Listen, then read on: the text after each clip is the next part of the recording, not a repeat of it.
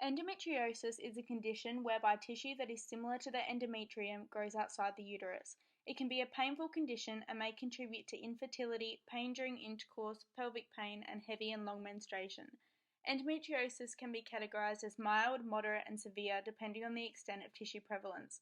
In Australia, the diagnosis of endometriosis in women is often delayed, with an average of 7 years before diagnosis confirmation since the onset of initial symptoms. There is no cure for endometriosis, and the exact cause of the condition is still unknown.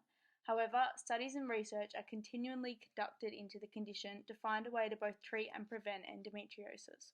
In the paper, A Peek into the Drug Development Scenario of Endometriosis by Goenka et al., a systematic review was conducted to analyze the current status and challenges of drug development for endometriosis.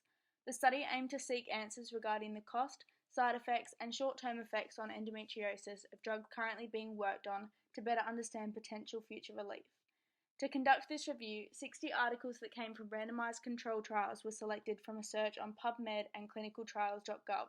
These articles outlined newly emerging drug therapies for endometriosis treatment and described any current limitations and challenges. From this literature review, it was concluded that gonadotropin-releasing hormone antagonists, also known as GnRH antagonists, such as elagolix and relugolix, as well as dopamine receptor 2 agonists, such as cabergoline, show the most promising signs for treating endometriosis in the future.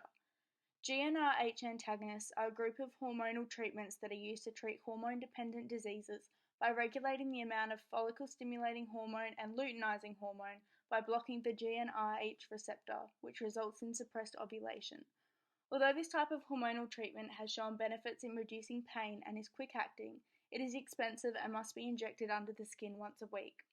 On the other hand, dopamine receptor 2 agonists act upon the factors that lead to the growth of endometriosis-related lesions and hence reduce the size of these lesions. It's found that cabergoline have shown promising results in reducing the size of these lesions, but it's unsure whether it offers pelvic pain relief. There were a few limitations to this study. Firstly, data was only able to be obtained from clinicaltrials.gov and PubMed. On top of this, most drugs' exact history and development is unavailable as majority of pharmaceutical companies do not publish negative results. This study suggests that there is a future focus on not only achieving an effective treatment for endometriosis, but ensuring minimal side effects and ensuring it's cost effective. There will also be further opportunity to research into the drug development for endometriosis as more systematic reviews are conducted and information and results on drug research and development are made available.